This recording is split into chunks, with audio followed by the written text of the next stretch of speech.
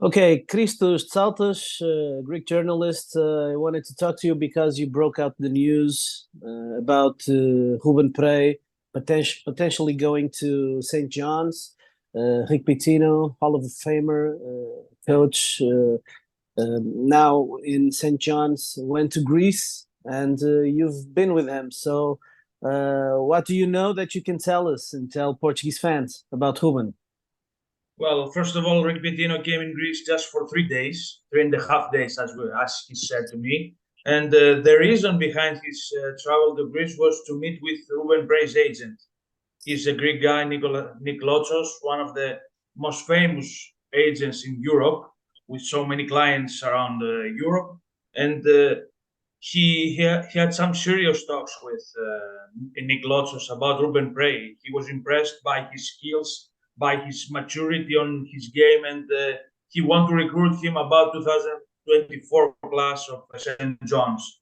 The team about 2023-24 season is already done, and already Rick Pitino tried to build the team about 2024-25 season, and Rúben Prey is one of his priorities about the next season. Okay, so it wouldn't be for Rúben to be on the team next season, only the season afterwards, right? Yes. Every recruitment about for this summer is about the next season, the next season, not this season. Okay, so probably Rúben, all the information we had about him is that he loved staying in Juventude, working in Badalona, developing his game there. He's very grateful to the team and to all the coaches that have worked with him during his time there. So probably he'll spend one more year in Badalona and then maybe try the NCAA. That's it? That's it, yeah, exactly. Okay. You said Pitino told you that he saw Rúben and he liked it. What did he like best about Rúben? It's about his athleticism. He can do all the things on the floor. He's very energetic. He can run the floor. He can make the rebounds. He can make plays for himself, for his teammates.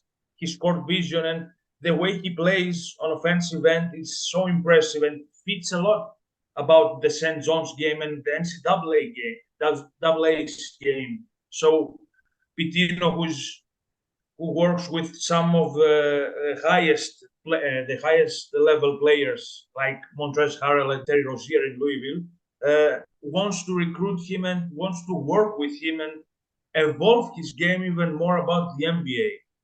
I don't know if Rúben's priority or Rúben's thought was to play one day in NCAA, but playing for Pitino is a lifetime moment because he's a Hall of Famer. He won so many trophies, so many accolades. He played in 7 Final Fours and won 2 national championships, and his resume speaks for itself. So for Rúben, it will be a great fit, in my opinion, at least, if he's gonna play with Rick Pitino next season. Yeah, I've talked with Rúben last summer when he was preparing to play for the U20 national team here in Portugal, and he said his dream was to make it to the NBA, but he didn't talk about the NCAA. He didn't want to talk about it, so we were not sure what to expect from him because he always says he's very grateful to Juventude. He wants to be there. This year he didn't play much in Prat, in the team that Juventude has an agreement for kids to play. So maybe next year with Prat, we know he has an offer from Prat to be loaned for a loan for next season. And Prat will be playing in Lab Gold, so it would be a great opportunity for him. You saw Rúben a few months ago when he played the qualifier in the Adidas Next Generation in Patras, there in Greece, right? Yeah, exactly. What did you see from him? Well, to be honest, he was the best player on the floor. In the final game, especially against Asvel, a really talented program in France, he was the most dominant presence on both ends of the floor. He did everything for his team. He was the best, arguably the best player for Badalona. And they won that game because of him, because of his talent, because of his maturity, because of his leadership, because he showed a lot of leadership on the floor on both ends, and he was the main reason that they won the tournament in Patras. And in that game, played Victor Wembanyama's little brother, Oscar. Yes, yes. And he looked like a kid, like he started to play now the game. The difference between Rúben and Oscar Wembanyama was amazing. Okay, okay. And did you like what you saw from on both sides of the floor, right? 100%. He was dominant. Yeah, he's a big talent we have here in Portugal, and people always compare players with other players.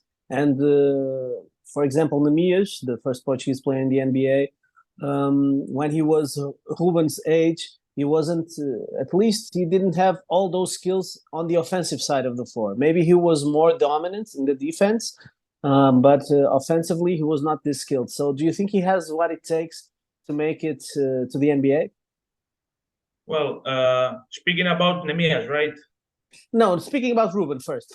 About Rúben, okay. So he has that, in my eyes, the maturity level of his game, even at this point of his career, of his path. He's 18 years old. He will be 18 years old. And he plays like he's 25 years old. He's always calm. He always tries to talk with his teammates. He always tries to be positive with them. He always tries to get some advice from his coaching staff. And I think he has that thing. It's really, really important to have that thing, the maturity and the leadership to be at the next level. I think he has that tool. He has that aspect that he can take his game to the next level. Talent is not enough sometimes, and Yeah. Rúben has both talent and the maturity and the mindset, that winning mindset, and the mindset that he never satisfied with what he did on the floor. So it is very important for him to make the next step in his career. Okay, thank you for sharing that with us. I wanted to ask you also about Neemias because I've noticed you've been a fan of Neemias. Big fan. I admit it. And you watch Sacramento real close. You know everything that goes along. You know, I know that you have been. Maybe you are the European journalist that spends more time. I never thought I would find someone that would spend more time awake during the night than me. But you are the guy that is always on every Zoom, on every press conference. We'll talk about that a bit later. But regarding the Neemias and regarding the Sacramento Kings, what did you think?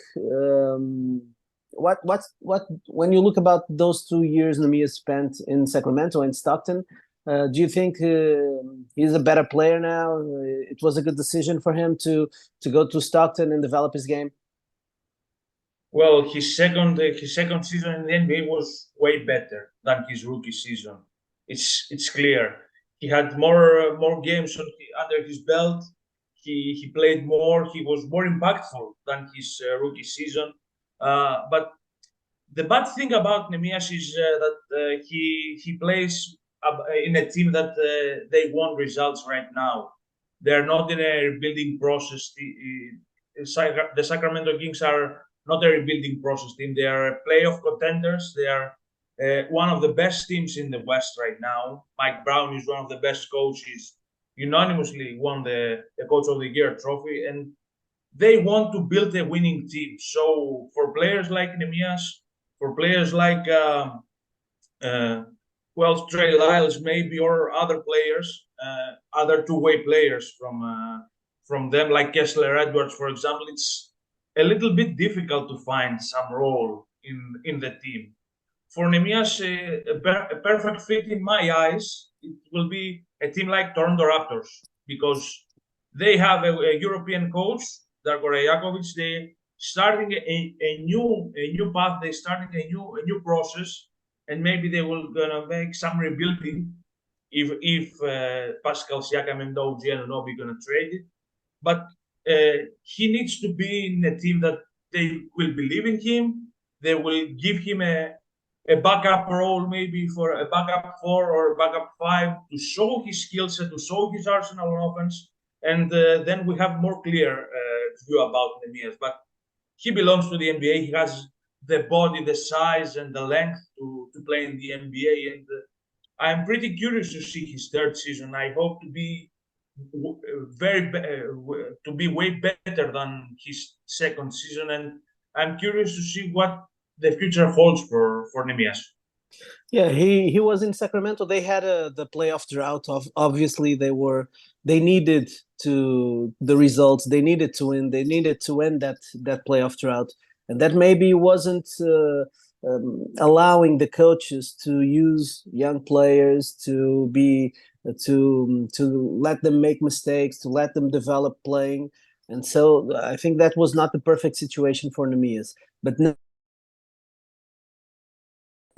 my eyes, he can find a role in the NBA, and his success, his potentially success to the NBA, will create a path for Rúben to make his own impact in the NBA. Because if they show Neemias to be a successful player, then they will trust even more Rúben Prey in the future. Christos, I wanted to ask you, because you do a remarkable job regarding the NBA, not also, but regarding the NBA. How do you stay up all night? Because people ask me here in Portugal, what do I do? Because I work during the day, and then at night I call games until 6 a.m. in the morning, West Coast games. So I know it's a tough timeline for us. I say I work in the California time zone, but for you guys it's even worse. You've got 2 more hours. So do you sleep before NBA games? What do you do? Because you wait for the games and then you wait for the press conferences, and that's insane. Probably those press conferences are starting 7 o'clock, 8 o'clock in the morning there. Yeah, well, over the last 3 years, my schedule was changed a lot, because I went to sleep 8 a.m. and I woke up 2 p.m. Every day, and then I worked at the office, and then I watched the NBA at home. So, but I can complain. I don't want to complain. I like it. I love what I do. As you as well. You love what you do. So yeah, I don't complain. I don't care about hours. Yeah, we are. You don't care about hours. You don't care about tired. Yeah, every time you have, it's a job that we love to do. So when you put love in what you do, everything is way better. Yeah, I always say that when people ask me, isn't it tough? You don't sleep. You sleep 2-3 hours a night. You're tired. You don't have time to be with your family, with your kids. I always say, I'll find the time. I'll find the time. I'll find the time. And I never complain. I'm being paid to work in the sport that I love, with reporting about the league that I love, calling games of the league that I love. So I can't complain. The time zone. I say thank you to the NBA for putting those weekend games on on prime hours in the afternoon, in the evening. So yeah, I can't complain. I can't Christmas complain. Day is the best day. Christmas Day is the best day in the world. Yeah. We normally broadcast 3 to 5 games. We not every year we broadcast every single game. So it's probably the one of the few people that work on Christmas Day, and I love it. I absolutely love it. 100%. Yeah, it's incredible. It's incredible, man. I can feel you. So it's something that we can put words into this. Yeah, it's something true. We love, so everything is way more easy for us. Hey man, thank you once again, man. Obrigado. Thank you. Take care. Bye bye. You too. You too.